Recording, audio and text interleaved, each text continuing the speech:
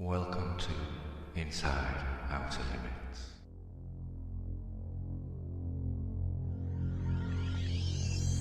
Do join us on Saturday the 5th and Sunday the 6th of September 2020 at the Outer Limits Magazine International UFO Conference, featuring author and ufologist Paul Ascoff, prolific author and investigator Mike Covell, from the USA, the lady behind the multi-award-winning film Travis Walton the Movie, Jennifer Stein, experiencer and searcher of truth, Sasha Christie, from Twin Souls radio show on the Paranormal UK radio network, and close encounter experiences, both Ronald and Philip Kinsella. Veteran investigator, author, former member of Ufo and now publisher of UFO books at Flying Disc Press, Philip Mantle, our headline speaker for 2020 on the 40th anniversary of the RFI, will be speaking on both days of the conference shall be Peter Robbins. Join us, be informed and get your tickets now. Tickets are available for the full weekend or either Saturday or Sunday only. Go to chris0597.wixsite.com/outer-limits-mag. Join us, be informed.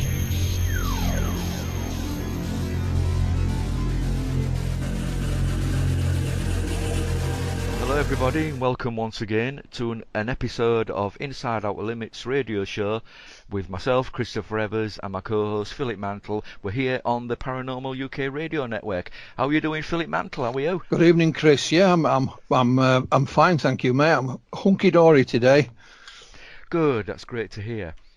Now, I know a few weeks ago, Phil, maybe a few months ago actually, me and you discussed the idea of a national UFO reporting service or group or an idea, and we discussed the pros and cons of that.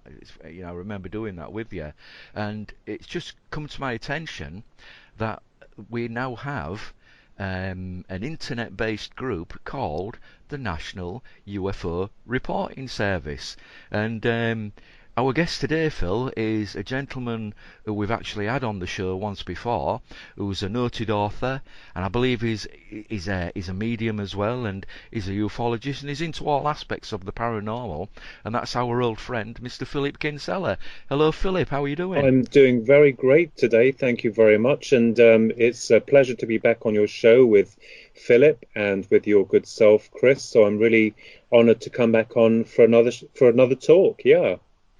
Oh, it's great to hear.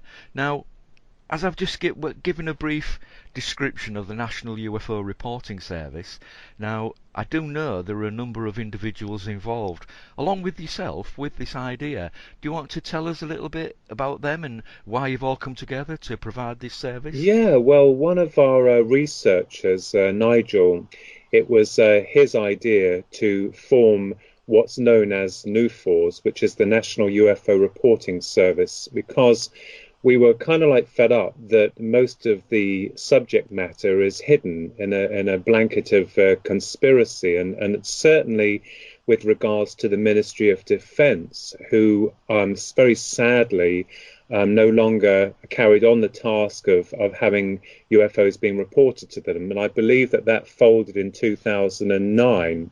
And everything then was handed over to the Civil Aviation Authority, which, as we know, as ufologists, all of us ourselves, that not everything that goes through the Civil Aviation Authority is given to the general public. And we are aware that there was a new EU legislation restricting on how information could be related to the public. And so this has caused a lot of problems. What we're seeing is that the subject matter of ufology and the reporting of that has kind of like watered down. So Nigel and a group of many other individuals within the UFO fraternity decided to create a group where we could actually handle the data and information and have that reporting for ourselves, because we're not really trusting of those larger organizations that still to this day haven't come forward with any picture or any real relation of what we're actually dealing with on a subjective level. So this is why we wanted to bring this group together. Well, it's very good intentions, very good motives. How are you going to be doing this? Is it going to be on a scientific basis, or is it just, as people report sightings in? Well, certainly, we hope that within our group we will have those members of the scientific community join us. I know that we have a few esteemed fellows within our groups who may be able to help us in that area, but certainly with regards to the reporting, and then we can actually go out to meet the witnesses, to take down their records of what happened and collate this database, and also act as advisors. And because most of us ourselves have been experiencers, we're able to relate on an empathic level with the individuals about how they feel, and offer them some guidance or counselling, and making them aware that they're not the only ones. And I think really within the group, what we want to show the government is that it doesn't have to be hidden, that we can share this information with other people, and it must be made public. And I think a lot of the subject matter itself is with regards to the higher echelons of society is taboo, and we know that it's a reality. And Philip and Chris, yourselves, of the latest revelation of the Navy's UFO footage, the Tic Tac UFO that came forward just recently. That's created a lot of controversy, and a lot of the general public have been made to believe that UFOs aren't real. But we're now seeing a different attitude with regards to this, and we're trying very hard to make these people in higher powers aware of this. So hopefully our reporting service will be able to include not just scattered areas of geographical locations around the country, but bring it all together so that we cover a wide range of these so-called UFO sightings within England. Yeah, I know. In our days, certainly before the days of the internet, Philip, obviously places like the Ministry of Defence were covered in, red tape and bureaucracy, and there was no Freedom of Information Act at that point as well. One of the an idea. One of the ways that we tried to go around it was that we would contact, rather than the civil aviation, the top of the branch, we would contact others. And we would contact individual air stations and police stations and things of that nature. Basically, what we used to say to them was, we know you're not interested and you've got better things to do with your time. So if anybody reports anything to you, pass them on to us and we'll take it off your hands. Yeah. And it was amazing how well that kind of approach worked. Believe it or not, because one of the things always used to puzzle us was how people used to find us in the first place, Philip. Again, I'm talking about pre-internet days now, and they'd either write to us or they would telephone us. So we made it as a standard thing to do, was to ask them, how did you find out about us? And it always used to amaze us where our telephone number and address used to end up. And there was a time, even with the Ministry of Defence, that they would give you our telephone number, because when I remember taking the call and I said, where did you find out about us? And they said, I phoned the MOD and they told us to ring you. I thought, that can't be right, but it was, because I've actually seen it in writing. So that might be a little tactic to employ even in today's internet times, Philip. You can be proactive and bypass, the head of an organisation and go to the branches, so to speak, and say, if anything comes your way, this is who we are, and we're here to assist. Just an idea. Yeah, and it's within its early stages of development, obviously, and like any organisation, it will begin to grow. But we want this to be something that, we all work together, we all get on.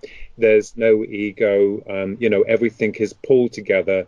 And I think it might help us also statistically to discover just where there are, hot spots within the UK, where certain areas have more reports than others. I mean, I was very interested through a little bit of research that I did, and that came through from MUFON with regards to the actual statistics of UFO sightings, and most of which are within the United States of America. and Canada and the UK and other areas of the world are not so much. So I contacted Kathleen Marden, obviously, the noted ufologist and researcher, and asked her what her thoughts were on this. And she stated that perhaps it's because these other countries are fearful of reporting the sightings. So that just goes to show how many UFO sightings aren't being recorded, even though, America, Canada, and the UK are three of the top within the world. It's very interesting. Certainly, Philip and Chris, going back to your ideas, that's certainly something that we will employ. As I said, it's very exciting times for all of us because, it's a non-profit making organization. We're there to help one another. And I know there's Nigel's got a free phone number that people will be able to call. So we're just trying to get knock on the door of the Houses of Parliament at the moment to, try and get a petition going with regards to this new group. And I think a lot of the annoyance is the fact that most people, they want disclosure within the UFO community, and we're not seeing any of that, although there are some small drips that started coming out. And I agree that, we're starting to see a slight change within the attitude or the public's attitude with regards to UFOs, but it's still not enough. And one of the other things is that we were really surprised about was the fact that the EU legislation unfortunately has restricted on how information is to be released to the public, and this is linked with the Civil Aviation Authority.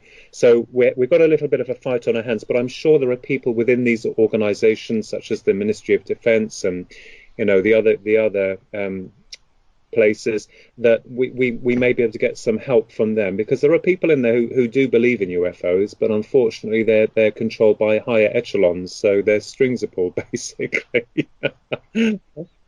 Now, Phil, you just did mention there that Nigel has got a free phone number there. I take it is a free phone number that you said. Yes, that's right. Would you like to give that number out? This is obviously only for UK-based listeners, really. But do you want to give the number out? I would love to, but I don't have it in front of me. Oh dear, you're sacked. Yeah, I mean, we did another thing similar to that, although one a free phone number, because we started a UFO hotline, and it was just an answer phone. And again, it was amazing, where that telephone number would end up. So I see no reason why this venture couldn't do the same and even more now with the aid of the internet. I see no reason. There's no reason why it should fail. That's what I'm trying to say. Yeah, and I think that I know that a lot of other people have tried to do this and they have succeeded. And I have got the number here. It's 0800 246 5009. That's 0800 246 5009.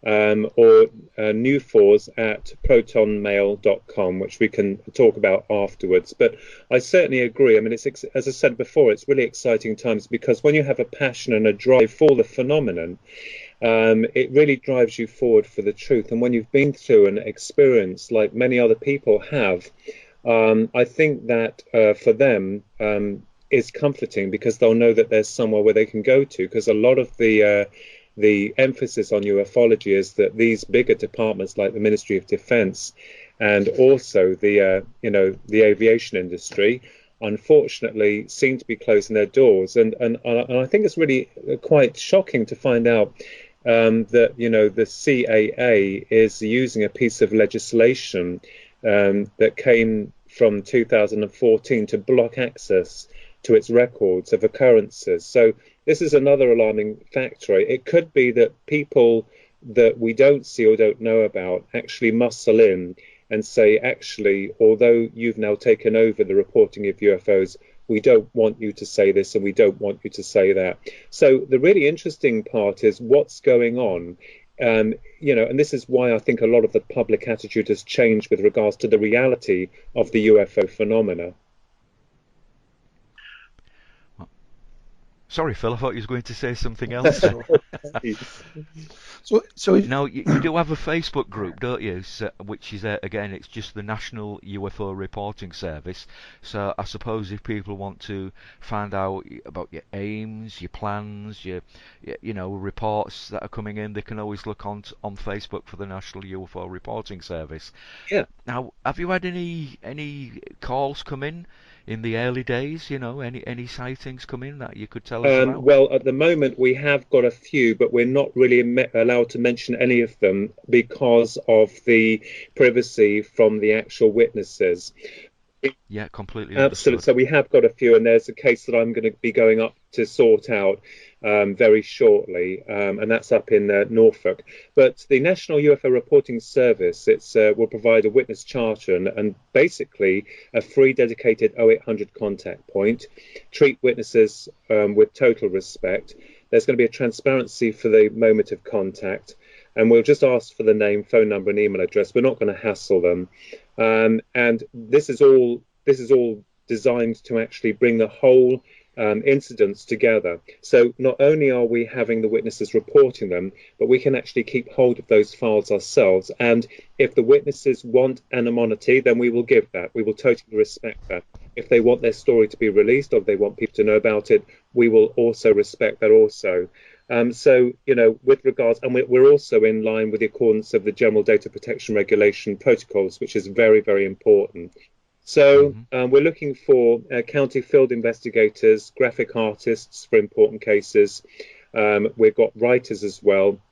And we'll probably do a little bit of fundraising to raise a little bit of money for the equipment, because as you know, you can't do investigations without some equipment, or you need some money and also the cost for petrol. So not huge amounts, but this is things that we're looking at.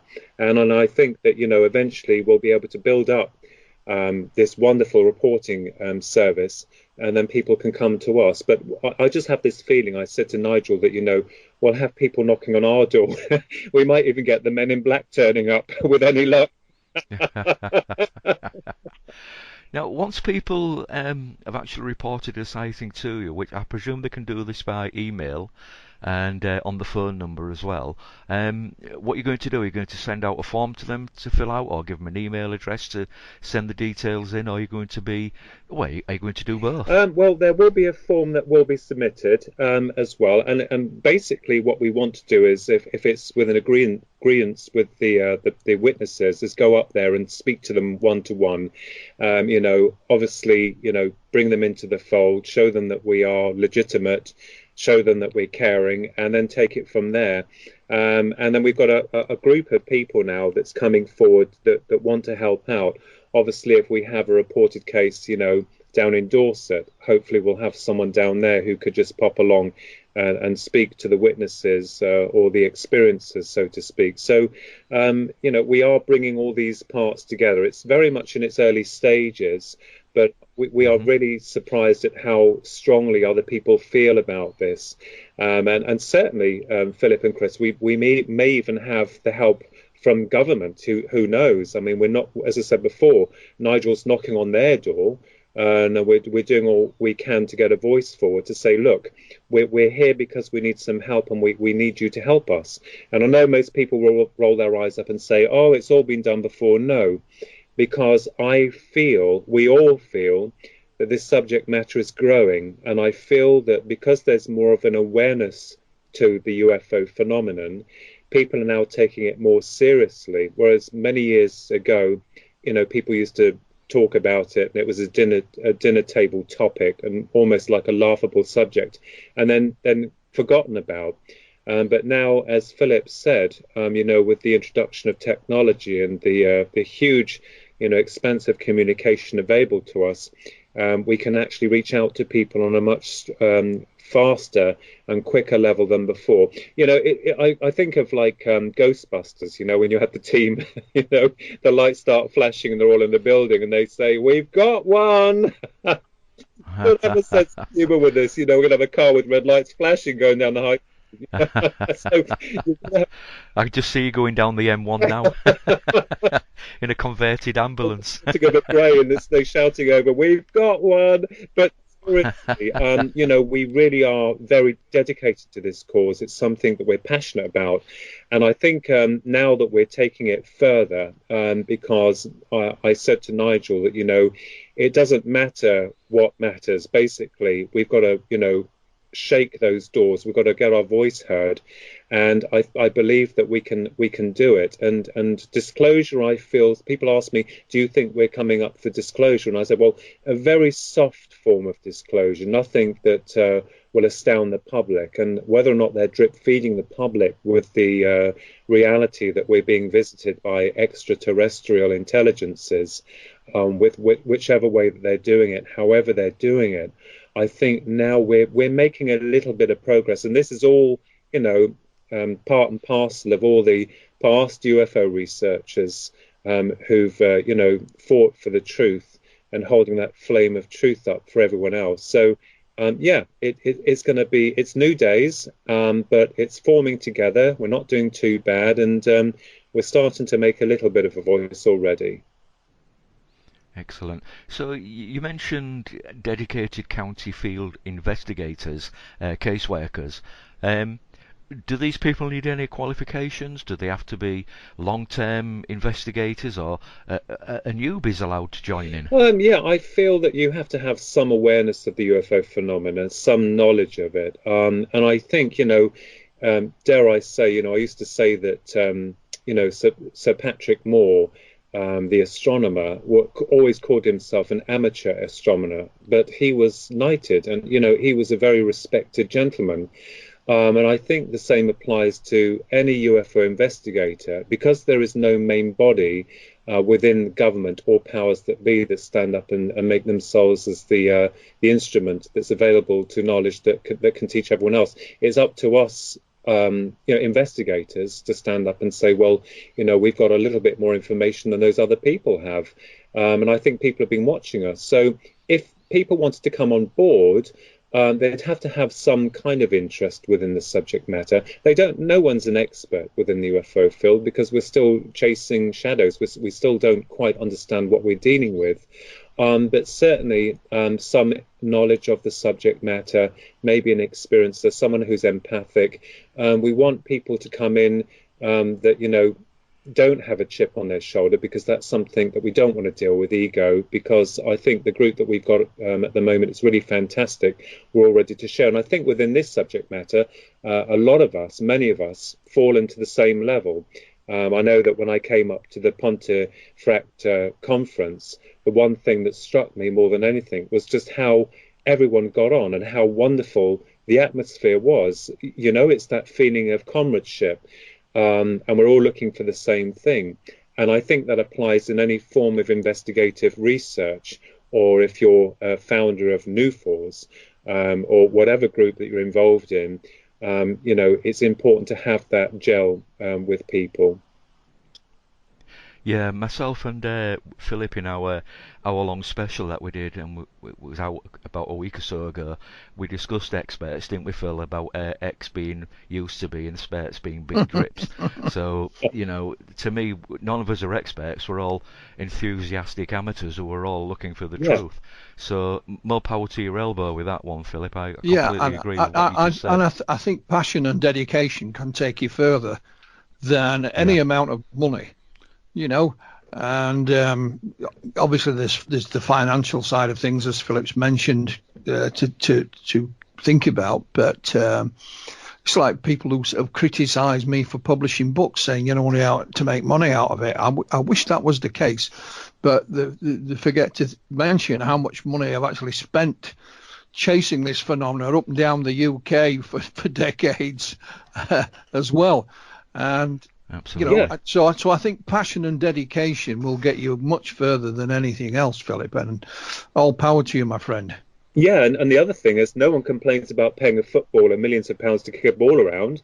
I mean, let's face it. A lot of the things that the media deal with are twisted, and this is something else that I've wanted to address within my work. So I'm not criticising, but it's just so amazing how some people think that a ufologist or a researcher should do this all for free. I mean, you've got to put food on the table, you've got to pay your bills, and when you're investigating, You need that drive to get from A to B. I mean, the conferences are wonderful. That's what makes me laugh. I don't expect to make any money from a conference, but one of the things it does do is it gets your voice out there. And, with this subject matter that we are very passionate about, you, Philip, you, Chris, many, many other people, I don't care if I get no money. The thing is that's important is the drive and the truth of this, because we're dealing with a phenomenon that categorically tells us that, one, that we're not alone, two, that whatever level that this phenomena works on, whether or not it be interdimensional, it be physical, it be even something that's linked through, the mind, that's a reality, it tells us that we're not alone. And, I think people will stand up and take notice that the system that we serve has definitely pulled the wool over our eyes and kept us in the dark. Now, it could very well be that the reason for that is something that we haven't yet seen. It could be that there is a perhaps darker element to this. We have to look at that. It's not all doom and gloom, but we have to be realistic about the way that this thing is viewed. So whether or not the powers that be are keeping this information because they're not sure, one, how to deal with it or control it, or two, that they are linked with it and they want to keep this secret, remains to be seen. But with regards to people criticizing you for making money, there's a lot of people out there, best-selling authors of fiction, of non-fiction, of like academics and music and television. No one complains about actors getting all the money that they make, or whatever. So why should we be any different? This is my argument. Why should, it's almost as if it's an embarrassment to come forward to make money, if you do make a little bit of money, in a subject matter that can't be proven. But hey, let's look at Genesis, and everyone's still buying the Bible, which is a best-selling book, and yet we still know near and understanding how it all happened from either from facts or from something that's covering those facts. We don't know. And this is the level of the understanding that needs to be addressed with regards to not just ufology, but other subject matters in terms of our genesis, creation, because the UFO phenomena will answer a lot of these questions once it's made available into the public arena. I think with the media as well, Philip, another little way to do it is to be proactive. More often than not, as a UFO researcher, we're reactive to the media. They'll come a call in looking for a story. But you mentioned MUFON, I believe, earlier on. MUFON send out, a list of their sightings figures. They send out, little press releases. And that's something that I used to do when I was at Bufora. Yes, the media used to come calling, but what I used to do was compile a little press release and send it to them every month. So one, it let them know where we were, should they need any information, and two, we were providing the information. They weren't coming looking for a story. And there are those that no matter what you say, Philip, they'll think you're only in it for the money and the fame. Somebody once asked me why I was involved in UFO research, and I told them it was for the sex and the money, and and they didn't really know. I suppose you've made more money than you've had sex, Phil. Not got a great deal of either out of it, but they were stunned when I said that. But obviously my tongue was in my cheek, but of course. So again, I think you're on the right lines, Philip, and I think slowly but surely, I think you'll find you'll have a great success with this. Thank you very much, Philip and Chris. And the thing is, we're all in this together, each and every one of us. It is hard. I mean, when you're trying to deal with books and research, and I, as you know, Philip, I do love my UFO books, and I'm constantly searching. I think all of us, it's really weird, because when something happens to you with regards to UFO experience, it's almost like a drug. You feel like you need more. You've got to find out what's going on, because the system that we're brought into, teaches us that this is real and this is not. And when something happens to you that is real and that is not some form of like delusion, then you start asking questions. And when you start asking questions, you find that no one wants to talk, except, when you find good people like yourselves, brilliant researchers and writers, authors, And then, I feel at home. I feel like I found my home, because for many, many years before, I was out in the cold. I remembered, as I said before, that one of the books that I'd read was one of Philip Mantle's, your books, Philip, that had been published in hardback. And there was some Jenny Randall's books floating around, and I had some others, but there wasn't a great deal on the market at that time. And there was no one really, because there was no internet to talk to. It's making me sound really old now again, isn't it? That's why I said very carefully, you're not that old. But, one of the things is that there was no real connection with people, because it was all through letters. There was no email or mobile phones then.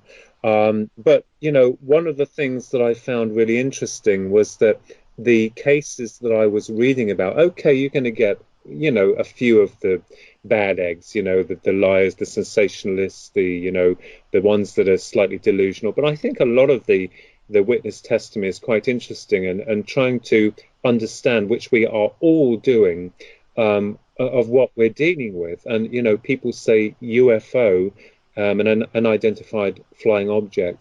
And I know that the acronym has changed slightly throughout the years. But basically what we're saying is that, it's alien to us because we don't understand what it is. And that is the fascination, and I think the thing that's pulled me forward is not just getting out there to the people. And people say, oh, it's just because you want to make a name and you want to make money and fame. No, it's not. It's because you're looking for the truth. And, that's all I've been after, is the truth, like you good guys as well. I don't get as much jip as I used to from the people I know. I think they kind of understand that it's serious business. So driving the group of the founders of NUFORS is really interesting, because it will give us a greater understanding of what we're dealing with. And I've come up with a few theories, but I do not in any way state categorically that those theories are correct. I could be barking up the wrong tree.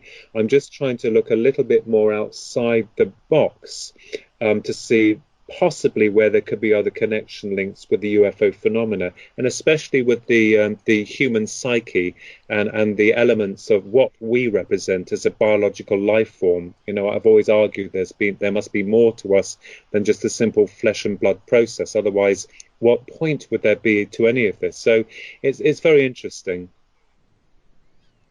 It certainly is. You mentioned that there are some charlatans involved with the subject, people who want fame and fortune.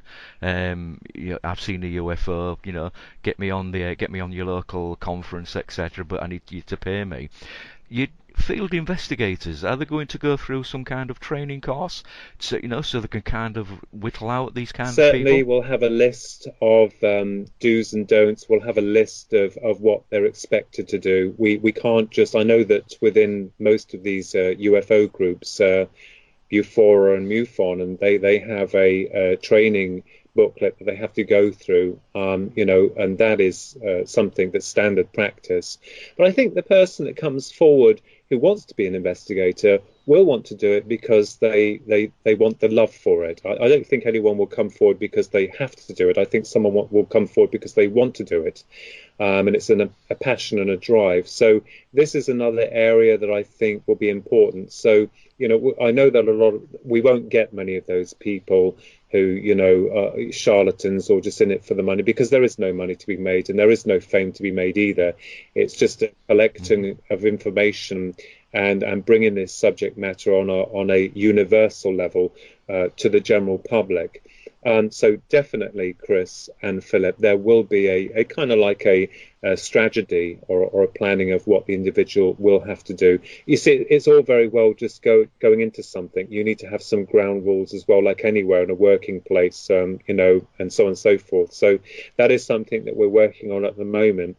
But as I said before, I'm really excited for it, and I'm excited for Nigel and for the other people that are getting involved with this. And I know that we're going to deal with criticism. I know that we're going to have things that may not pan out this way or that way. But like any corporation, we're not a corporation, but any corporation, any business, we're not a business either, but any of those governing bodies will go through all of these, trials and errors.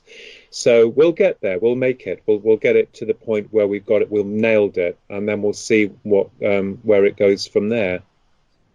Yeah, perhaps one of the things to do may be to actually speak to people like my co-host Philip Mantle, and because obviously Phil, you were Bufora's lead investigator. I was Bufora's director of investigations, and yeah, so your experiences could help a lot. I took over from Jenny Randall's, and Jenny put together an investigator's training course. It wasn't a pass or fail or anything like that. It was just a little simple course that just taught you the basics of the do's and don'ts.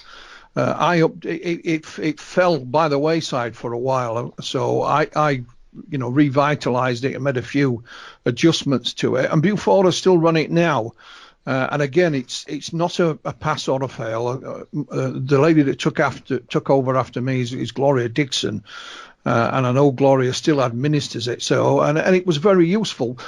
Going back further than that, when I first joined the Yorkshire UFO Society, they gave any would-be investigator a little sort of thing to do, and that was to know your own area in where you lived. So you'd know the locale of your local airports and things of this nature, because we know that most sightings that are reported do have a conventional explanation. So again, it wasn't a pass or fail. It was just to get to know your own area. So if something comes in, you'll know what, off the bat what it may or may not be. And as for a sort of a national UFO reporting center, what a lot of people are not aware of, and probably you two guys tonight, back in, I think it was 2000 or 2001, I was contacted by a entertainment company who wanted to set up a UFO center, and it would be part entertainment but part also serious UFO research. And I helped them draw up the plans for one. And they actually bid on a building in Bournemouth. It was council-owned property. And at that point, they had £6 million to invest in it. So the basic premise of it was you went in and you took a ride on a flying saucer. They had one of the Disney people involved who designed rides for Disney. You came out and there were lots of displays and things like that. But then behind the scenes, there was the serious side of thing, where we would liaise with all the UFO groups. We would build an archive of information that was available, and also be a center for the media to contact. And so I still have the plans for that somewhere in my filing cabinet. I'm not suggesting you try and raise funds to do this, Philip. All I'm saying is that it was on the table. So they did a presentation along with a number of other companies to the Borough Council at Bournemouth, and they lost. I think it actually the building became something else. I don't know what won the bid, and they moved on. And so that was would have been a fantastic idea had it come off. They had all the money to do whatever they wanted, apart from buy a big enough building. They had to lease it from somewhere, and they were looking for a stroke in inverted commas seaside resort, because there's an attraction there. They asked me for a recommendation of where to place it. And it's rather prophetic, because I was probably right. And I said Blackpool. Now, it's just been announced just recently that there is going to be a very large themed, I don't know what you would call it, but hotel stroke centre based on Eric von Daniken's research in Blackpool. Mm-hmm. And they're talking of spending tens, if not hundreds of millions of pounds to build this in a number of stages. So our little idea back in 2000 was perhaps the right idea, but in the wrong place. I also suggested places like York, because you have tourists in York all year round. It's a a student city and things like that. But so that would have been nice, but sadly it fell by the wayside. And like I said, again, Chris, me and you were probably on the right track. We did discuss this a few months back. And we wish you every success with it, Philip. There's a lot of time and effort to be put into it. We know that. But once you get up and running, I think a lot of things will take care of itself as well. And if you get things wrong, well, fair enough. You're clever enough to put things right. You're not meant to be perfect. No. I'm sure it'll work. It's a great idea. We'll be digging through your files. We'll be coming to you, Philip, for some ideas. That's fantastic, and that's brilliant. That's amazing, really incredible. You really are surprised by what some ufologists and researchers have done. But I think the end day, and what's really exciting is that we are going to present an unequivocal dossier to the government to show them that we want the government to educate and promote the reporting service. And the really exciting thing is, if we keep pushing, that we may this time hopefully get some help from the government also, because I think too much of the bad news, and there are a lot of fake news sites that's on about ordinary things, especially this whole thing about Brexit and so on and so forth, which I'm not going to go into, but you can sit back and see exactly what's going on and how the system works to get a reaction from the public and turn this person against that person. And we know it's a big game at the end of the day with regards to the political arena, but this is not a game when we're dealing with the UFO phenomenon. And I think that, we're going to really push this so hard that it will get the attention of some other people. But certainly, Philip, that's fantastic. I couldn't believe that. Eric von Daniken. Yeah, it's in Blackpool. I got wind of it a couple of years back, and I was asked, not told, I was asked just to keep it under wraps until it got the green light. Well, I was then informed that the powers that be at Blackpool had agreed. I assume this is planning and things like that in the various departments within the council there. And then there was an official announcement, I think about a couple of months back now, where they are it's going to be a hotel and a leisure centre, but there will be an entertainment part to it as well. And this will be based on, the work of Eric von Daniken. And I think it's going to be in several phases, but I think the figure mentioned, Chris may he's got a better memory than me. I think they were talking of something like £300 million. I think that's about £300 right. million. So this is a long-term thing. So, when I was approached to do the UFO Center, I insisted that the only way I would take part is if it had a research side to it as well as entertainment. And they, agreed without hesitation. Because I said we could have a little theatre area where we could show the latest films, we could have book launches, we could even have educational things, we could have school trips come around it, and we would have the silly things as well. We'd stand there and have a photograph with an alien, or I put it a bit more crudely, have your mother-in-law abducted by an alien, but, and there'd be things for the kids to press and buttons and we'd keep up to date, and we would liaise with all the UFO groups, and we'd display their literature unbiased. So it would be a reporting centre, a media centre, the whole shebang. I know this is not what you're aiming at, but so there was entertainment and the serious side of it combined. But yes, in Blackpool, and I mentioned Blackpool simply because it's well known. It has a longer tourist season than most areas because of the lights and things like that. And there's all kinds of things going in, in the off season, so to speak. And yes, so it's got the green light when the building. I think it's down somewhere near the pleasure beach, but I could be wrong. But I know it's definitely in Blackpool, and good luck to them. I wish them every success with it. Yeah, that's quite interesting, Phil, because von Daniken was involved with Jungfrau Park, wasn't he, in Switzerland, Interlaken in Switzerland. It opened as the Mystery Park in 2003. And I think it closed because of financial difficulties round about 3 or 4 years later. Apparently, it's 7 different areas, 7 different pavilions, each of which explored one of 7 great mysteries of the world. And the park was designed by Eric von Däniken. The same with a colleague of mine called Maurizio Baiata. Maurizio lives in Rome, and they had I'll call it a paranormal place, about an hour and a half drive out of Rome. And again, it was just one building, but it was in different sections, and you experienced different parts of the phenomena.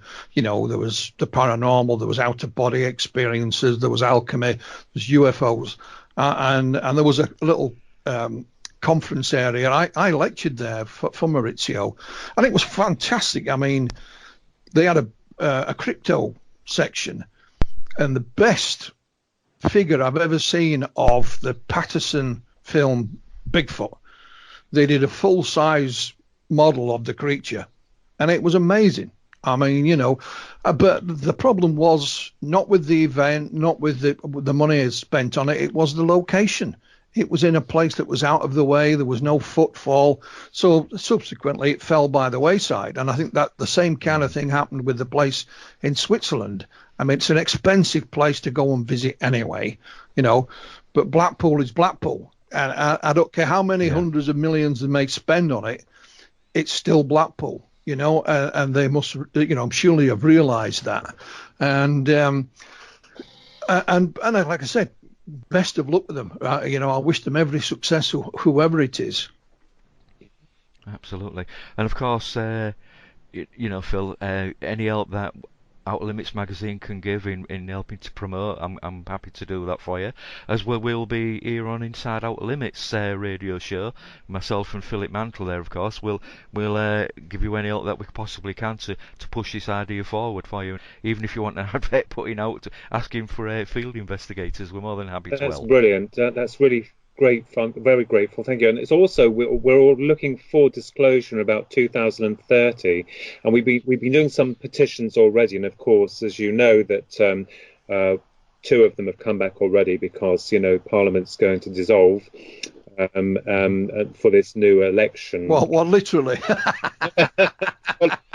I wish some of them would. Right folks would have sorted that out, but no news came forward with regards to that. But, you know, that's something to think about, and really wonderful. And, you know, it's like anything. As Nigel knows, we all know that, you know, at the beginning it's a little bit difficult, but we're getting there. And small moves. I love that, small moves. And I think also, you know, making the top echelons aware that we want disclosure, that, you know, it's not because we're asking them to twist their arm and say UFOs are real. We want to open up an educational program as well to make people aware, because I have written about this, about the fact that if it was disclosed tomorrow on all the national tabloids and televisions that we do have UFOs, they are real, and that we're having contact, a lot of people would be frightened, I think, God love them, because they wouldn't understand. And I think the enormous complexity involving the psychological ramifications of, you know, what we're dealing with. And we know, don't we, all of us, that we're dealing with one species of extraterrestrials. We're dealing with more than one species of extraterrestrial. We're not dealing with just one. So this is going to open up a can of worms for us to try and get our heads around what, you know, where what species comes from, what they're like, and so on and so forth. So that is something that's going to take some time, but at least we can start the ball rolling. And as I said, this ball's been rolling for a long time. You guys have been involved with this going back a little way, not too far back, Philip. Yeah, when I wrote my first book with Will Penn, yeah. Like, you know, I remember you running around the farmyard trying to catch the swan, mate, to get the quill. You know, sometimes, you know, a lot of people and instantly, automatically will say, oh, you know, some people are defeatists, but we're not. You've just got to keep fighting. And many people, as I said before, have held up that mantle for truth. You know, they've always done that. And I think this would be a testament to everyone involved And it's not a case of like, look at me, this is where I am, I get the gongs, the awards and the titles. It's not about that. It's about everyone sharing in the fact that once this is made public, once it comes out into the media domain on a serious level, and then we can start work from there. But I mean, I know what it's like, because the media, I was very naive. I mean, when I'd been invited to go on a television program, I can't even remember how it happened, about the experience that I had. And some of the programs I went on were, and which, by the way, I didn't get paid for. I wasn't expecting to get paid, because some people have said, "Oh, you got paid for it," and I said, "I haven't." But one of them opened my eyes to the way that the media actually operate. And I think at that point, when the program had aired live, and I come out of the studios, I can drive, but I was chauffeur driven back. And I remembered the shame that I felt because of the way that the media had handled the program, and especially with, when they'd singled me out, which I think had been planned for not just people watching the TV, the numbers of viewers watching, but also to degrade the subject ufology. And I'll never forget what Omar Fowler said to me. Bless him, he was a lovely man. He said, he turned round to me in the interlude, in the break, and he patted my arm and he said, "It's all right, Philip." He said, we've been licked. We just have to keep our chins up and keep going. Because he could see I was really furious, I was really angry, and he tried to calm me down. It was in my younger days, because when you're passionate for the truth and the drive, it changes you. So I think that the media outlets need to change their attitudes towards this on a larger level, but that remains to be seen. Well, that's why I suggested, Philip, that we should take a more proactive stance, rather than wait for the media to come to us with the questions. We go to them with the answers. Yeah. And you're right in what you say. I mean, the last two documentaries of any note that I took part in, the last one, I filmed with them about a well-known event. I won't go into it, for about a couple of hours, and they paid me. But I refused to say what they wanted me to say. I told them the facts. That they already had a version of the facts, but I said, well, that's not right. This is what really, happened. And of course, when the program was broadcast, I didn't feature in it at all. The one prior to that, again, they were trying to lead me down a certain path, and I said, no, you talk. I actually started swearing, because I knew that's an old trick, is that, Philip, by the way. Only when you're being recorded, if you say something and you think you shouldn't have done, start swearing, then they won't broadcast it. But that anyway, and I think I got onto that series for about 17 seconds, and that was basically confirming my name and where I lived. I think you're both absolutely right, because in May of this year, 2019, I was invited onto BBC Radio Humberside for a Wednesday night show, which was talking about UFOs, aliens, etc., etc. Now, as I was sat in the studio, outside of the studio, listening to the presenter talking, it started going down the old anal probe route. Now, as soon as I got in there, and there was myself and Mike Covell, actually, who we both know, we all know actually quite well, and we was in there and was talking, and the presenter turned around to me and she said something along the lines of, "Have you ever been anal probed?" And I thought, well, I'm not going to go down this street. I said, well, it's quite interesting, isn't it, that really how the media, especially in America, have changed since December the 17th, 2017. And she looked at me. I said, yes. I said, the New York Times, which is the biggest publication of its type in the world, had on its front page headline that the Pentagon had been investigating UFOs and reports of UFOs for several years secretly. And as soon as I mentioned that, the whole show changed. Mm-hmm. It got more serious. Exactly. It really did get more serious, and they actually sat and listened to me. And they listened to myself and Mike. I was only due to be on for 20 minutes, but I ended up spending an hour and a half on the show talking about the subject. Wow, that's incredible. And I know I feel a lot better with, I've dealt with it a lot better with one of the experiences that happened in 1989. And this is the thing that you worry about, is because most people that come forward, and I didn't really come forward. I got involved with a UFO group called BEAMS, the British Earth and Aerial Mystery Society. I hung out with a lot of guys and a few gals as well who were involved in this, and they brought speakers in, and then of course people got to hear about your encounters. And I remembered I used to come out of those groups because it was the first real UFO group that I belonged to, and I helped run at the end, but it didn't last very long, unfortunately. But I used to come up there thinking, wow, this is incredible, there's other people on my level. And then in the morning I wake up thinking, oh my God, what the hell am I doing? And then eventually there is an acceptance within the psyche, and it's the reality that this thing is real. And I know that mentioning about, and I'm not going to go into detail on this radio program, the experience that I had, and I've argued with the fact with regards to what we call an abduction, that one part of the experience was physical, the other part seemed ethereal. And I know that the truth of the matter is that a lot of experiencers who do have these encounters, let's just say the Greys, for example, is that they tend to lose the memory of what happened, although the initial sighting of the craft is normally always remembered, and the rest of it seems to be mixed up.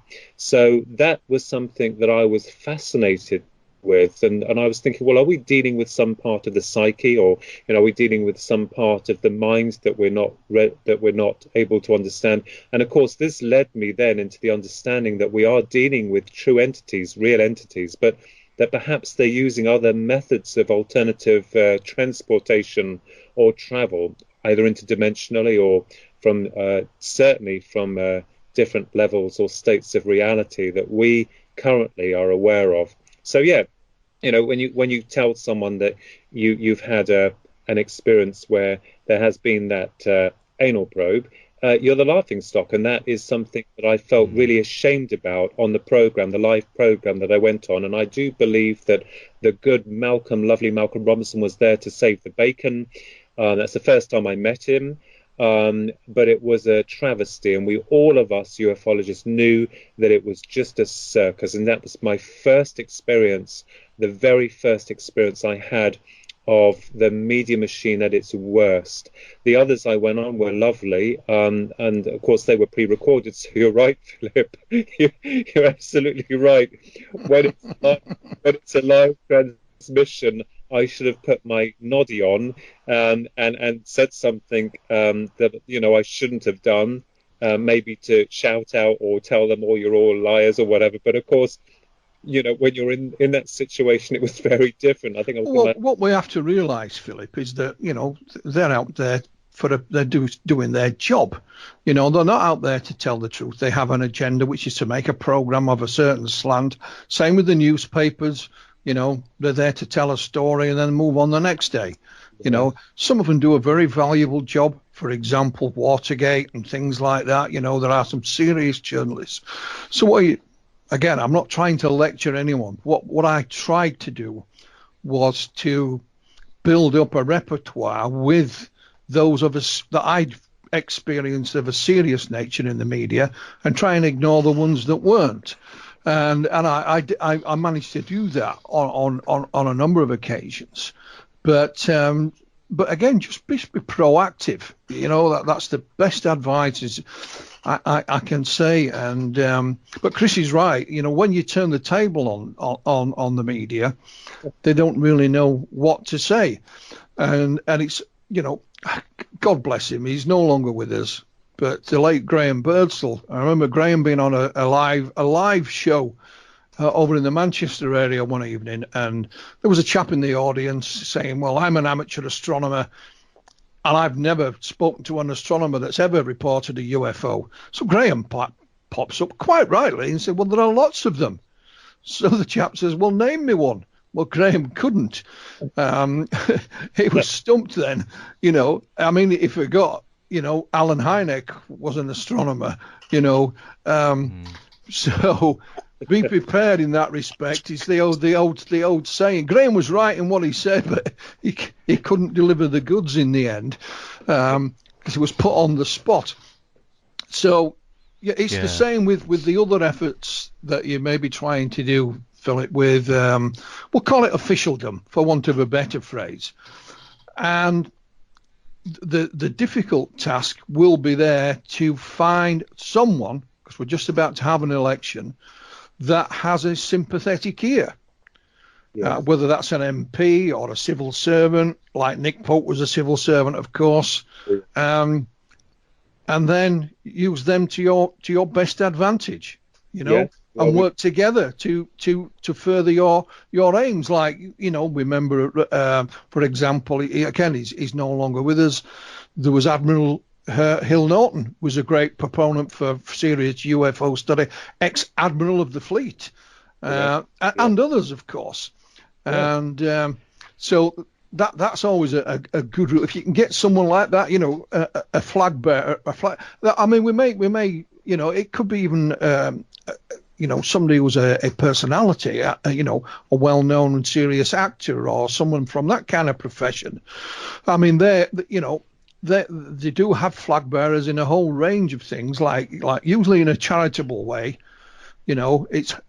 So why not UFO research? I mean, again, he was a good advocate for us, was Ralph Noyes.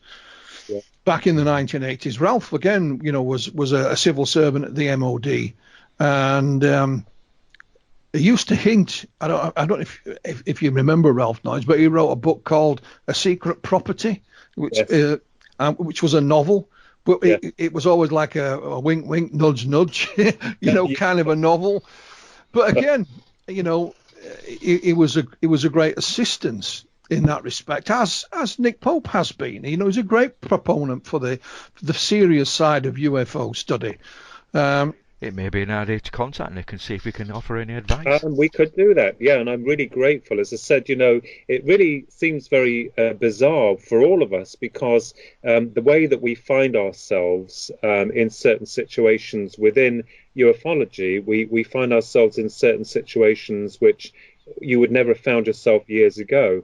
I mean, if anyone had told me that, I'd linked with Brenda Butler and then ended up, co-writing a book with her about that, I never would have believed that, because I remembered I was a young lad when I read the newspaper report that came out, and remember feeling, oh my good Lord, the military have seen a UFO, and now linking with you guys and now being involved with something that's even larger. And sometimes you think, oh my God, how out of depth do I feel? But we're not out of depth. It's like anything. We've got a great group of people for the New Force group. And I think what's really exciting, Philip and Chris, is that we will get someone on our side who is notable, who is known. And as you rightfully said, Philip, it doesn't have to be in Parliament. It could be a well-known personality that people can turn to, because, a lot of the younger people do look up to actors and singers, and they do take note. Well, again, if we look at what we were talking about with the Department of Defence study, the flag bearer for that has been Tom DeLonge. Yes. Whether you agree with him or not is a whole entirely different argument, but he's a rock singer. And when we go back to Nick Pope, Nick was a civil servant, and we have to remember that the civil servants spend more time in Parliament than the MPs and the prime ministers normally do. You don't elect a civil servant. They are there, they are employed. So somebody of that nature again would be fantastic to have them on your side. And I'm sure it can be achieved. It's just a question of finding the right person.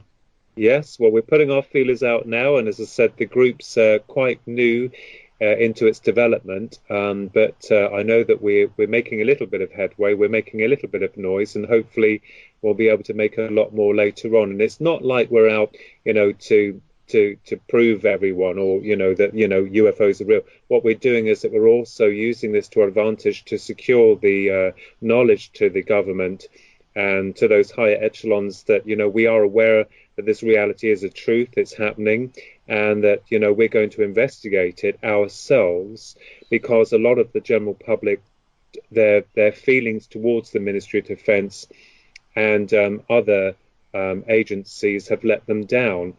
Because we feel that, okay, we've got the Freedom of Information Act, but we don't know whether or not everything we're getting through that is all of it. There could be a lot of a wealth of information that's being hidden, and like Project Blue Book and Project Condor and all those other projects that came in and went out, there's no defense significance, yet secretly we're finding that these organizations have been studying the phenomenon. They have been very actively involved in researching this. And it's not just about them and us. It's also about saying to them, look, I always had this dream that someone from, the military would phone me up and say, come and see what we've got and see what you can make of it. I mean, these people in these higher places, that have got information that they're not giving to the public, and I do believe that, maybe there's people out here who can help them or who can unfathom it much quicker than they can, in terms of like material or, clues or how things work. And I've always said here, going back to the system that we serve, is that we're not getting the best from the people because they're not doing what they really want to do. If you said to someone when they were young and said, what would you like to do, lad? Or what would you like to do, miss? And they said, well, I'd like to be an astronomer, or I'd like to be a ufologist, or I'd like to be a ghostbuster or something. And then they had departments where, they fueled their experience into that area. Then we'd probably find ourselves in a, far down the road in understanding, but continuously being held back through mental stagnation and, lies. So hopefully this time round, we might be able to get a little bit of reaction from the governments and for them to say, okay, all right, so you want us to help you, you can help us, let's work together.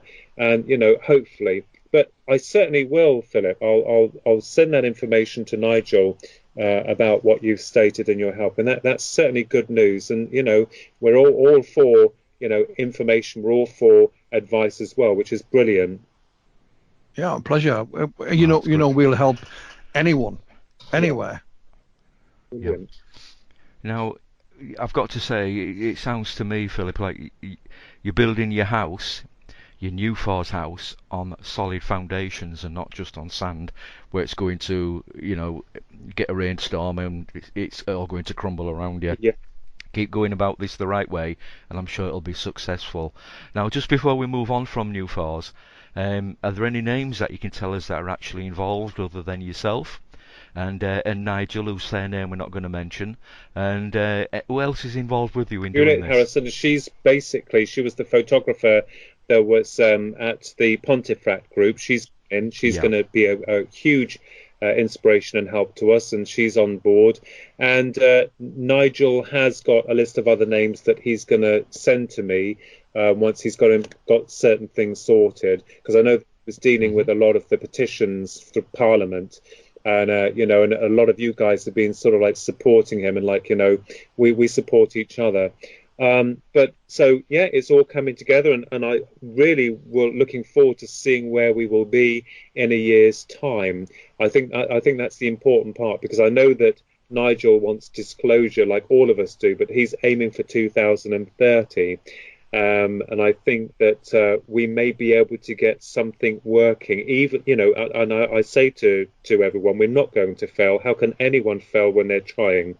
We're going to do everything that we can. And I did in the past write to certain prime ministers asking them about releasing UFO information.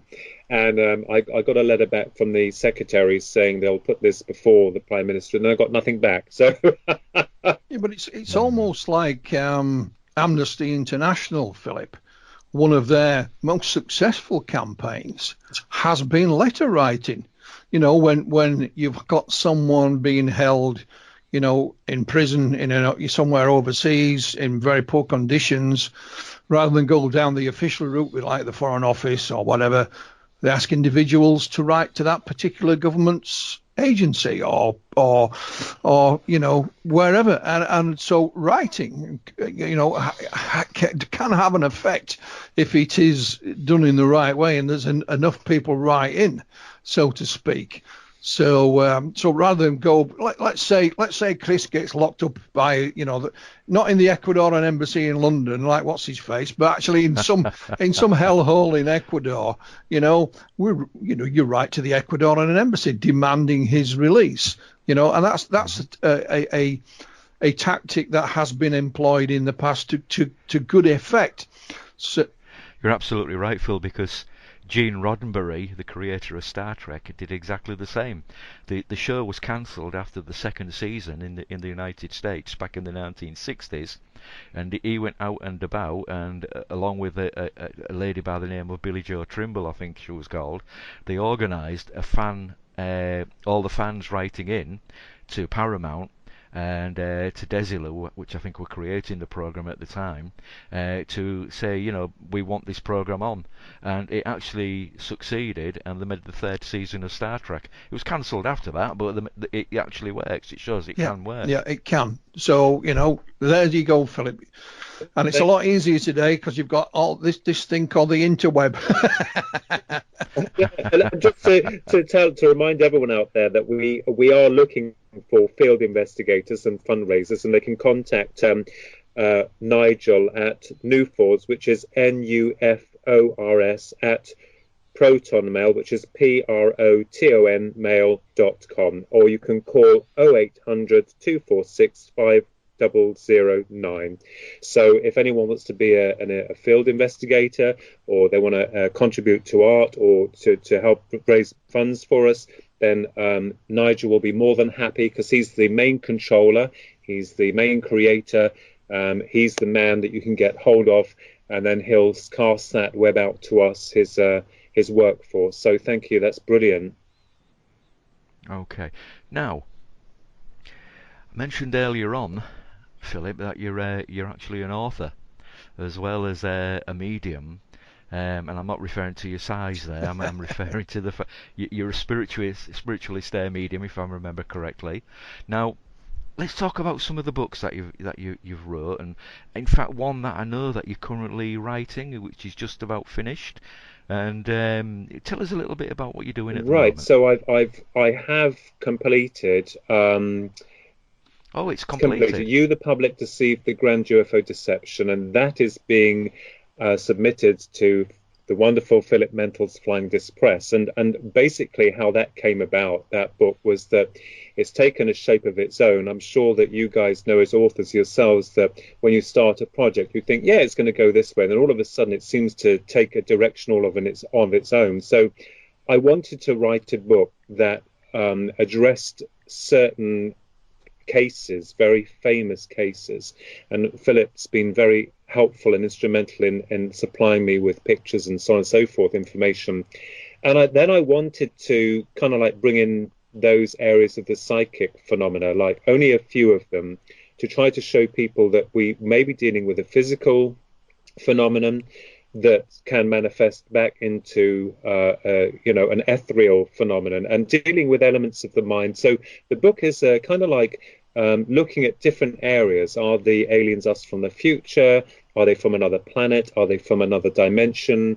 Are they, all of them, most of them interdimensionals? And also assessing the patterns with regards to how this happens, and how it seems to, the experience itself seems to alternate towards the abductees or the experience's psyche, or the experience seems to manifest and mold itself into the way that it wants to be presented by the witness. So that book is finished. I've literally got to polish up, and I know that it's with Dr. Irina Scott at the moment, and it's being polished as well. So there's just a few things I have to wait, especially with some other researchers who have very kindly contributed to their thoughts on why there is UFO secrecy. I thought that at the end would be a nice little touch. But the first book I wrote was called Reaching for the Divine, and that was published by Kapelbaum Publishing in 2007, and that was to do with the elements of the psyche, about continuation of consciousness, about life after death, and how communication through a medium. I think medium is a very Victorian word used. I don't like it. I prefer to be called an interpreter. How information is distributed from a higher dimensional frequency of awareness. And then I wrote Believe, Bridging the Gap Between the Psychic and UFO Phenomenon. That came out in 2009, again by Capital Pen Publishing. And then I found myself in Rendlesham after meeting the wonderful Peter Robbins at the Beams Group some years before. And he said, you got to go there, you got to go into that forest at Rendlesham, things are still happening there. And I took myself there, and then I met Brenda Butler, and we together, and we ended up writing Sky Crash Throughout Time, a continued investigation into the UFO, the Rendlesham phenomenon. Mystery, sorry, I can't remember the title, even though I read the book. And then I followed that on with a passage through eternity, the enigma of the dead, UFOs and aliens, and I brought that out through Amazon because I was publisherless, because my twin brother and I have written science fiction and children's books as well that were published through Pegasus Books, and then the other UFO psychic stuff through Cape Band. So both publishers died, and I was without a publisher, and now thankfully I have a new one, and he's Philip Mantle. That sounds ominous, Phil. It does. Well, Philip and not just Philip, but his twin brother Ronald as well. We'll both doing both books with us next year, and I get regular updates, of how things are progressing, and again, it's just another way of working together. I don't see this as author and publisher. It's just a way that we can work together. Yep. And to justify an ends, and that ends is to provide the public with information that they can disseminate in a whole variety of different ways. One of which is the written word, and it'll be great if we become bestsellers and we can retire to a mansion in the country. But I don't seriously think that's which country. I don't seriously think that's going to happen. But that's the whole point of writing these books, is to provide the information for those that are interested in it. It's as simple as that.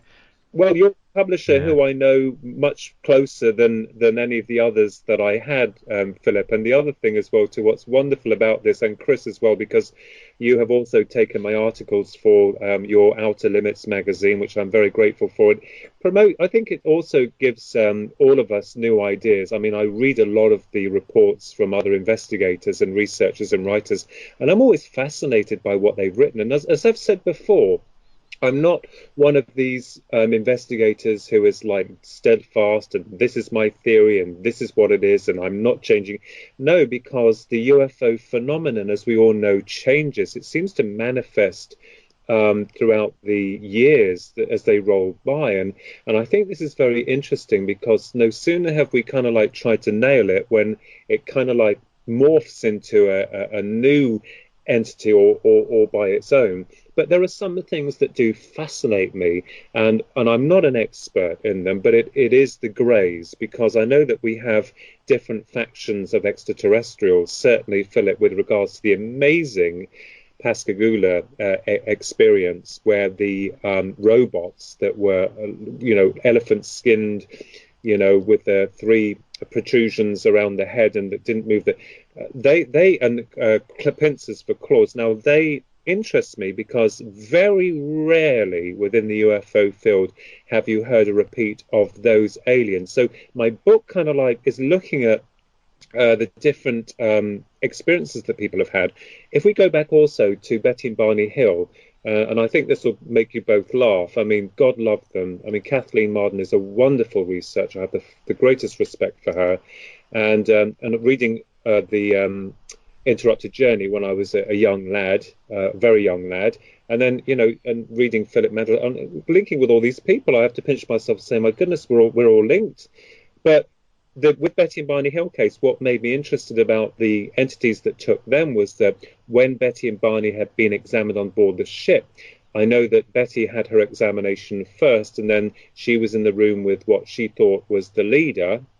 The examiner had come in and then started to try and pull her teeth out of her mouth, and she's puzzled, and the examiner is trying to explain that he's puzzled why Barney's teeth can come out because Barney had dentures. Now, what's interesting, although people laugh about that, and laugh in a very humbled way.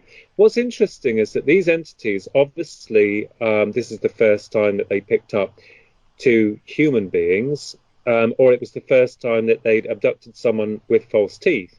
So that these are kind of like the little things that I'm looking at and thinking, oh my God, that's really quite amazing. In terms of the Greys themselves, as they were known.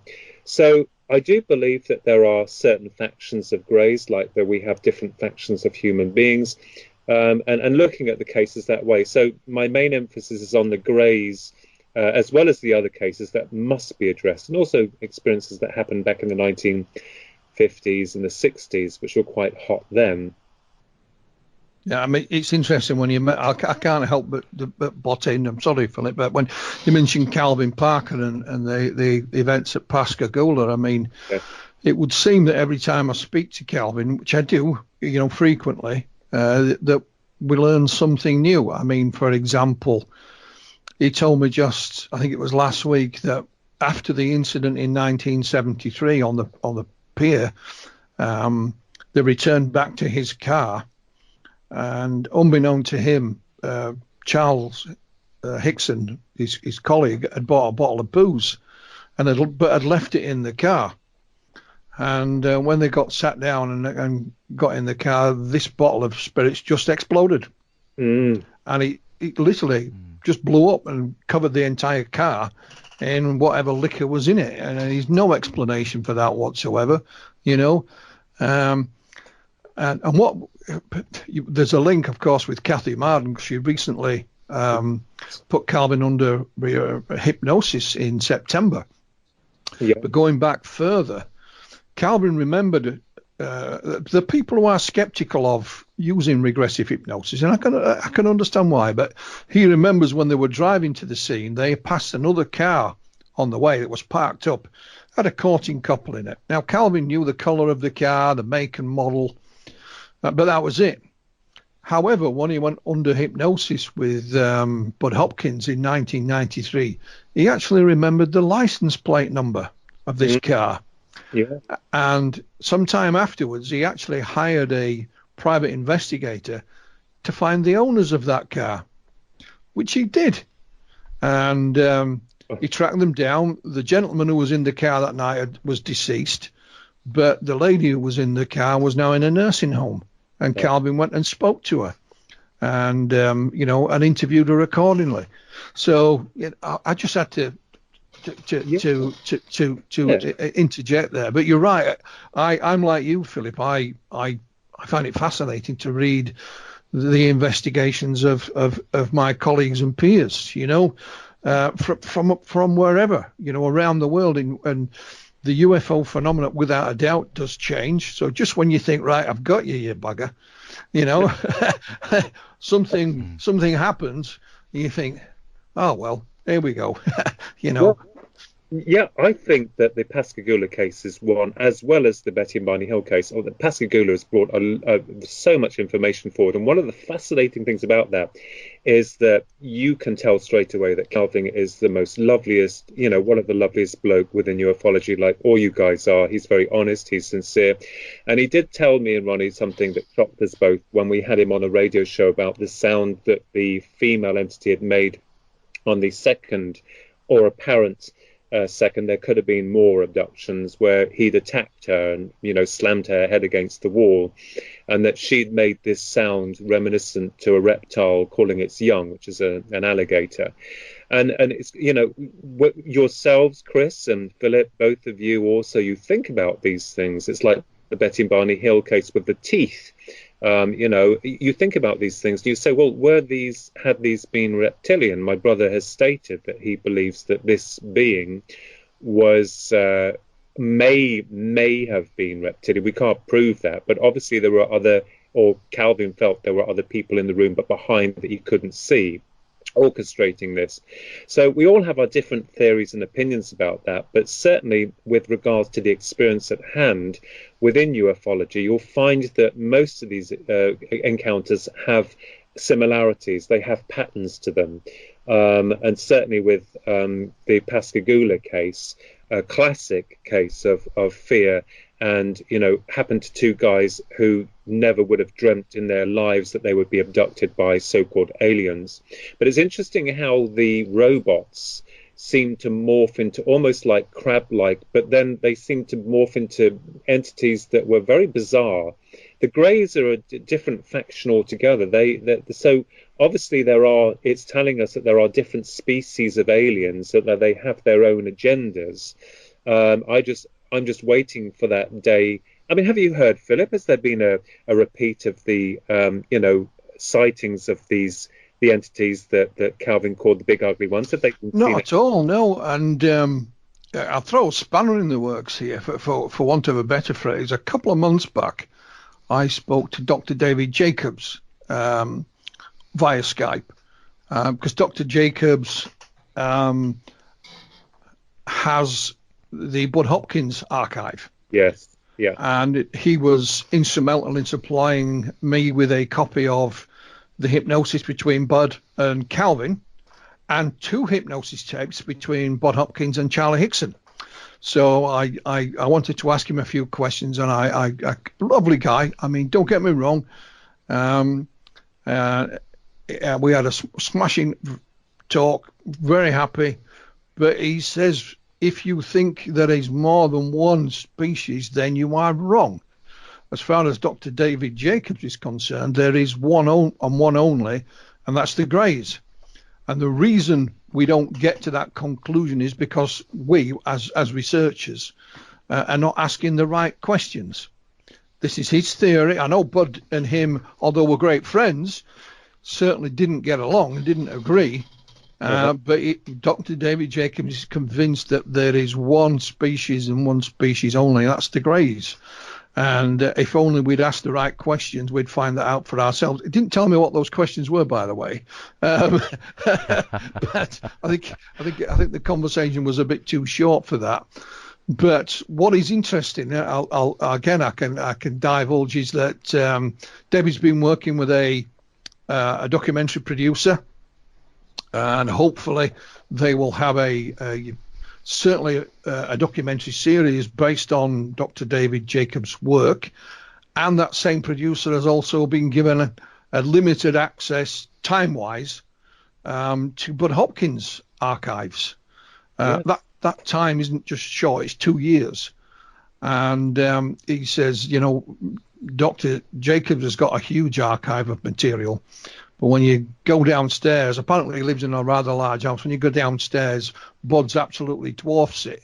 So I don't think he knows where to start with the archive. It's similar in a way. I watched a completely different subject. I watched a music documentary just recently, and it dealt with pop stars that had died and what happened to their estate afterwards. For example, when Elvis died, he only had $5 million in the bank. Which you think with the king of rock and roll, 5 million is pennies. However, it came to the pop star Prince, who died, was it last year, the year before? Yeah. Prince actually had a vault, not to keep his money in, but to keep his own personal record files in, his own recordings, his own music. And when I say a vault, I mean a vault. It had gone unused for a while. And so he stored stuff elsewhere. The reason it had gone unused is because he forgot the PIN number of how to get into it. And of course, once he was deceased, he didn't leave a will.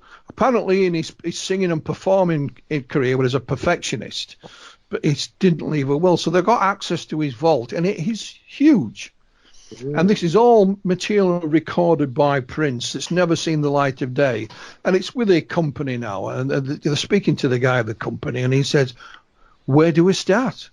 There's this huge fan base, but where do you start? So it's the same with we've just seen Grant Cameron has been to visit the location where the late Stanton Friedman's archive is held.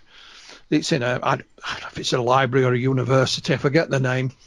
but they are archiving it, and it will be publicly, available. But they reckon it could take them up to 10 years to archive it all correctly. It's huge, Yeah. With regards to Dr. David Jacobs, I mean, I met the good man in Arizona some years ago now, but I do have my own theories about, like everyone, about the Greys. I mean, I've read his works and we got on really well, but I do feel that we could probably be dealing with more than just one species of extraterrestrials. And I feel that with regards to the Greys themselves, my argument, my theoretical piece of work may state that that it's more than what we've seen with regards to the abduction, with regards to impregnation with females, human females, with hybridization, and then obviously why the Greys come forward as prosaic beings with no emotion, no love, no understanding of colour, of taste, of empathy, these attributes that make us what we are. And my argument has been that these beings may be trying to use us as a template for what they want to become. And there are several other theories in the new book that I've completed, but they are just theories. And of course, we can argue until we're blue in the face because none of us really know at this stage quite what. But I'm not saying I agree with him or not. I was just putting that in there as another, point for discussion. Yeah, absolutely. And I agree with you, Philip, because I get the feeling from you that you're not in total agreement with him in that respect. I mean, in terms of the Greys, I mean, you've got the tall whites. I've only ever had a dealing with the Greys. I mean, on a few occasions. I'm not like one of these multiple abductees, although there could have been experience that happened some years ago that I could only remember a certain amount, but I'm not going to go forward and say, well, this happened, and I can't report anything that didn't happen. But certainly the Greys are of interest to me, and we have to be highly speculative as to where they come from. Remember also, human beings were all different. People wear different masks. They have different agendas. As Kathleen Marden, and I've got to say this again because it always makes me laugh, and she said, well, there may be a group of rogue Greys, and I have this idea of like these really bad-assed cowboy Greys, out there kicking. You've got to, as I said, you've got to have a wicked sense of humour, but certainly on a serious note, we still don't yet know, but the phenomena is multi-complex, multi-dimensional as well. So that's very interesting, Philip. Yeah, very interesting indeed. Well, just curious, I mean, I probably don't agree with anybody, Philip. So, so Dr. David Jacobs won't be alone in that respect. But it was just interesting what he had to say, and I'm hoping that the documentary, because he's not in the best of health. I'm hoping it'll there's enough time to get it finished because of his own health. But fingers crossed. But nonetheless, it was. I haven't spoken to him in years. But it was nice to speak to the old boy again, and we wish him well. Yes. Yeah. Absolutely. Just going back to what you said there about David Jacobs, Dr. David Jacobs. Believing that there was one species of grey who were doing all the abductions, or at least controlling them. I've heard it said, though, that there are many different types of grey. I can only repeat what he said, Chris. There is one. There's the greys, and that is it. And if only we knew the right questions to ask, which he, of course, does, then we would come to the same conclusion. I know he doesn't think they're very, how can I say it, they've got our best interests at heart. Quite malevolent, whereas I know Bod totally disagreed with him on that in that respect. But again, that's one man. That's his research has drawn him to those conclusions, and we should respect that. Because I always said if I finally concluded that UFOs were X, I personally couldn't care less if nobody else in the world agreed with me, because I didn't venture into this subject for anyone else, only for my own benefit. Yeah. So if I draw my conclusion, I'm quite happy with that. And there you go. So it would be interesting.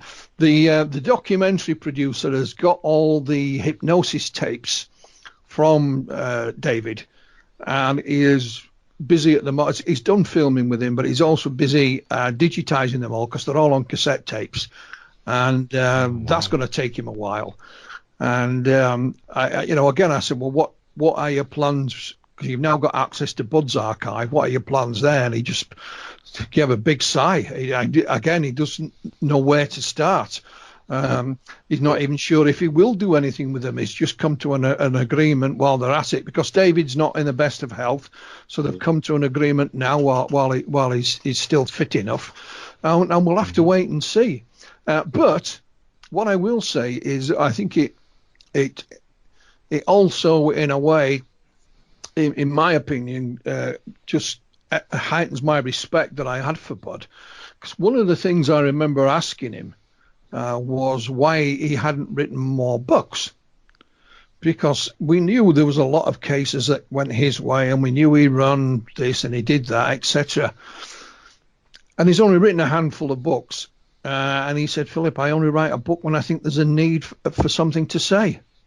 Wow. In other words, if he'd have wanted to be purely commercial, he could have knocked a book out, had them coming out on a regular series, because obviously, and I know the size of the archive that he has, there would have been no problem in just writing a book after book after book.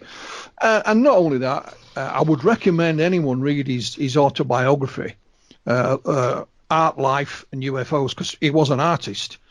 Abstract expressionism was his form of art, and I read it. And Bud published this when he was dying of cancer, and he knew he was dying. Now, I met Bud several places overseas, not just here in the UK, and there was two little funny things happened to us, but I didn't see of any of these in the book. So I asked him why, and he just said, I didn't want to upset anybody, Philip. Here's a man who was dying of cancer, and he's worried about upsetting a few people about some of the funny things that happened, and that just, again, my respect level for him was, and again, I would recommend anyone read Missing Time, which is Bud's first book. To me, it's his best book, so if you to put a recommended reading list together, my Missing Time would be on it, of course. But fascinating stuff. So I hope they can make best use of his archive, and that more of it is in the public domain, one way or another. Yeah, why shouldn't your book be on there, Phil? It's actually, excuse the French, a bloody good read. So, how do you feel about then, Philip? Do you believe there are more than one species of Yes, grey? I do. I definitely do. Philip, what you should say is you can read it all in the next book. Actually, and you must have read my mind, because it will be in the new book. But interestingly, trying to put the dots together, and not just on a physical but also psychological level, is very frustrating. And as I've argued before, that my understanding is that each one of us, are important, very important to this journey of what we know as life, and that I see us as like recording instruments. We're recording our experiences, and this is something the Greys are very interested in, because they themselves don't seem to appear to have that type of recording that we do. And I'm not going to say any more about that, but I certainly believe that there are other factions of Greys, like humans. Remember also that we have the physical part to the human, and we also have the non-physical, and this is something that has been proven and also debated, like the UFO field of investigations into the reality of the soul and continuation beyond this realm. Forget the religious ideologies and the restriction of our mental processing through those indoctrinations. What I'm saying is that consciousness is independent and it's free, and I believe that each and every one of us are very, very important into the unfolding of what we call reality.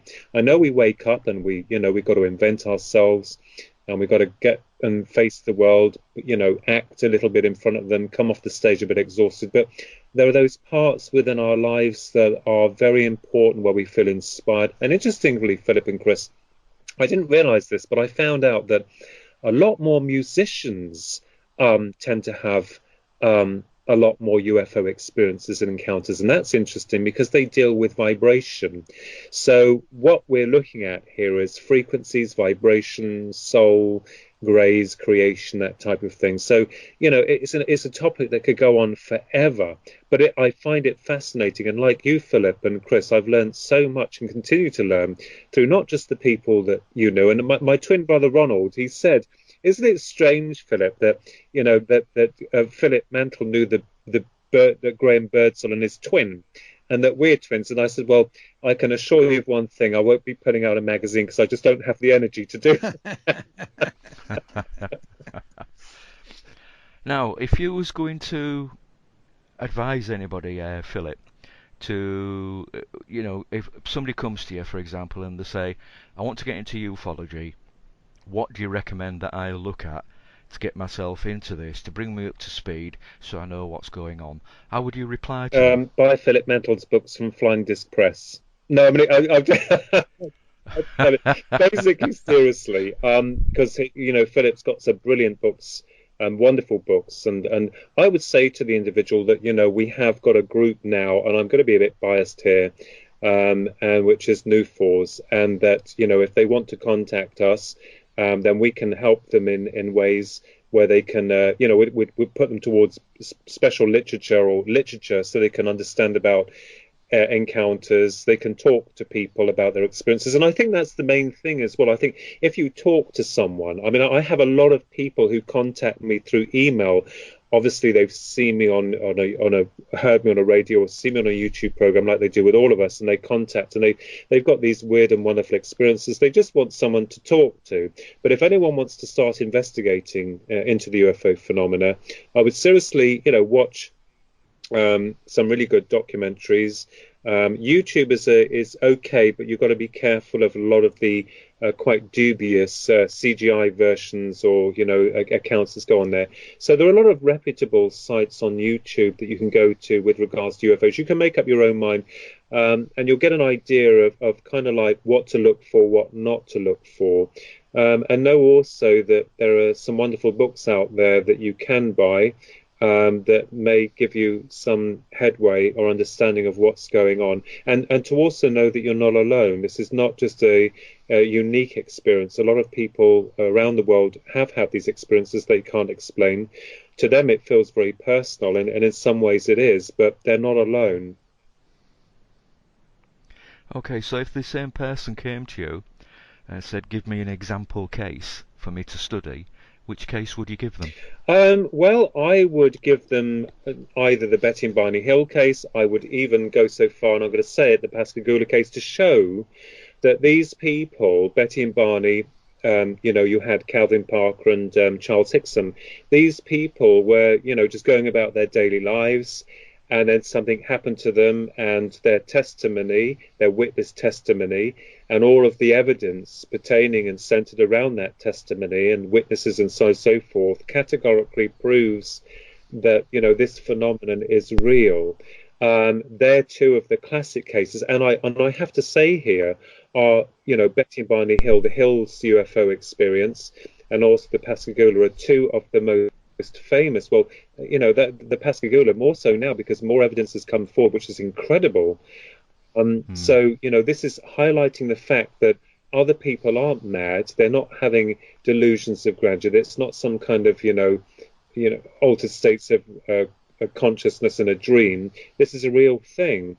And maybe some people are frightened to come forward because they may feel like they're being ridiculous. But they're not. Yeah, the Pascagoula event, and I'm not just saying this because Philip is sat there listening and contributing to the show and Outer Limits magazine. It must be one of the most respected, most investigated, and best documented close encounter case, period. And Phil and his team, I know you've not done all this on your own, Phil. Everybody, I think, Kathleen Madden, I think Dr. Irina Scott, and everybody else, Phil, who's helped. Really, you all need congratulations. Yeah, I mean, a chap by the name of Douglas Wilson of MUFON has assisted, as well as some of the people in and around the town, and Calvin himself, of course. without Calvin going on the record like he has done, and none of the other information that we've acquired. Somebody asked me recently, how have you found out all this other information, Philip? I mean, for example, when I first contacted Calvin, he'd forgotten about the hypnosis with Bud Hopkins. He had no idea that Charles Hickson, his colleague that night, had been hypnotized twice by Bud. So we found, and I just said, all I've done, and it shows you how ufology can work. All I've done is asked a question, and I asked, obviously going back, the incident took place in 1973. So you look at researchers or organisations that were around at that time, and you ask the question. I'm working with Calvin. Do you have anything relating to this encounter? And there's only been the odd one or two who have refused or just ignored us, but everybody, if they had anything, have helped us. And like I said, that's why I feel very positive about Philip's new venture, is that, when ufology does work together, it can produce some pretty stunning results. And so when you read Calvin's two books, when you read the transcripts and things like that, it's all big. I mean, Calvin met Peter Robbins at a convention, and Peter told us, I remember you coming to see Bud. What? I never knew anything about that. Yeah, I went under hypnosis with him. Well, where's the tape? Don't know.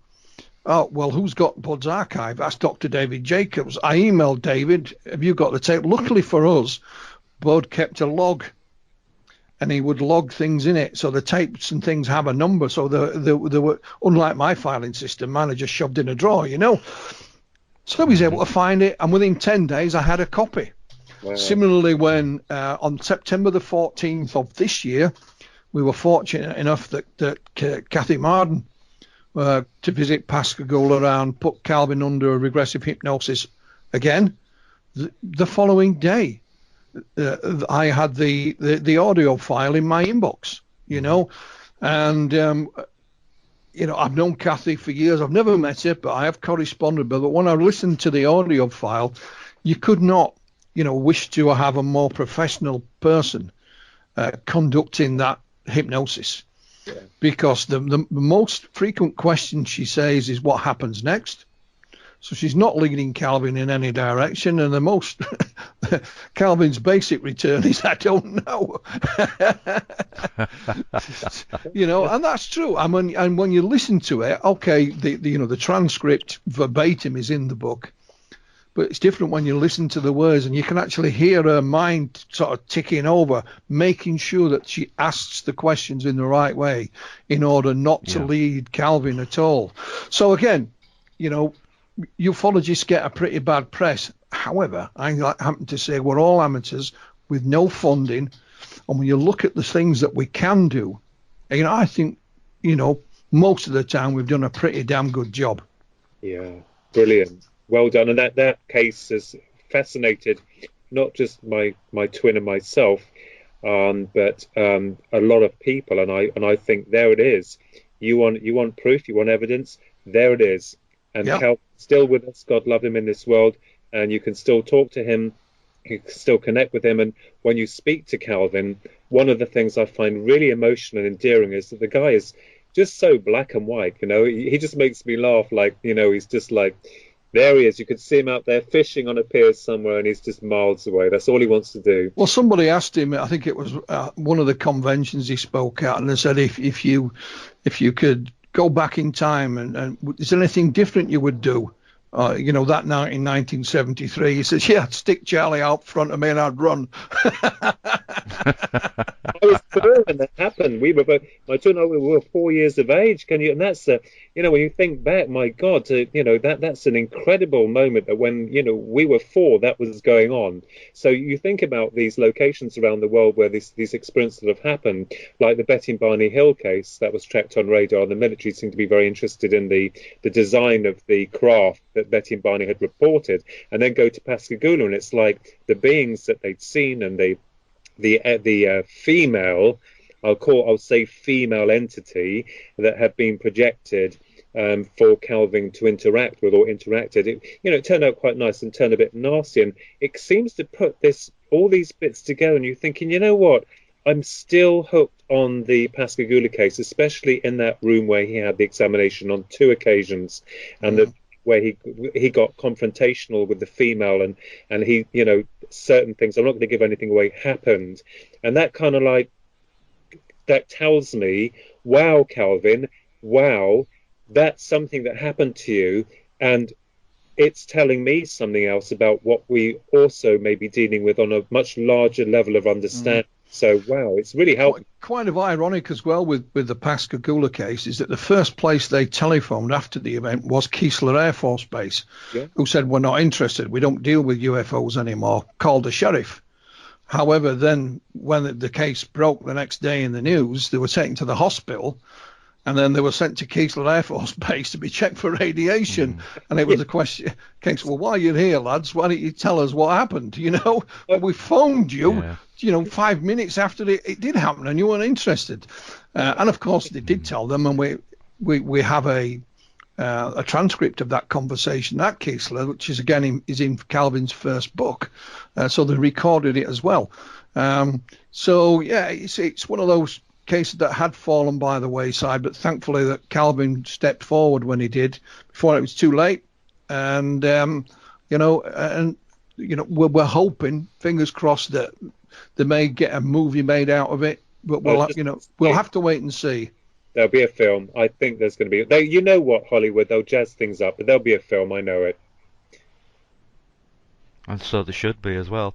So, gentlemen, we've literally got about a minute left, and I just want to thank you, Philip Kinsella, for coming on today and talking to us about UFOs and what you're doing with your book, and and of course you again, Phil, Mr. Mantle there, sir.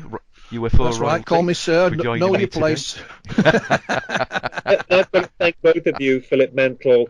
I'm going to say it because, you have been my hero, and I used to read all your books, and then, of course, I will always just say very quickly, when my brother said, he was on Facebook, and I said, who's that? And he was complaining about the price of a book, and he said, that's Philip Mantle. I said, who? He says, Philip Mantle. I said, oh my God, do you know who Philip Mantle is? I should have said at that time, if I'd known, he's UFO royalty. Oh my God.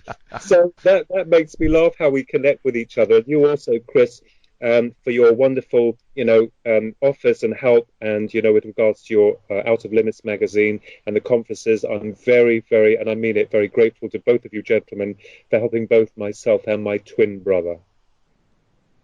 That's absolutely excellent, and I'm looking forward to seeing you both speak next year, along with Philip Mantle and Peter Robbins and Jennifer Stein and Sasha Christie and Mike Covell and myself. It's going to be a very interesting day, so if you want to be informed, get your tickets for the Outer Limits Magazine Conference, a fourth encounter. That's 2020, September the 5th and 6th, Kingston upon Hull at the Freedom Centre. Thanks everybody for joining us once again. Do join us on Saturday the 5th and Sunday the 6th of September 2020 at the Outer Limits Magazine International UFO Conference, featuring author and ufologist Paul Ascoff, prolific author and investigator Mike Covell, from the USA, the lady behind the multi-award-winning film Travis Walton the Movie, Jennifer Stein, experiencer and searcher of truth, Sasha Christie, from Twin Souls radio show on the Paranormal UK radio network, and Close Encounter experiences, both Ronald and Philip Kinsella. Veteran investigator, author, former member of Ufo and now publisher of UFO books at Flying Disc Press, Philip Mantle. Our headline speaker for 2020 on the 40th anniversary of the RFI will be speaking on both days of the conference shall be Peter Robbins. Join us, be informed and get your tickets now. Tickets are available for the full weekend but are on Saturday or Sunday only. Go to chris0597.wixsite.com/outer-limits-mag. Join us and be informed.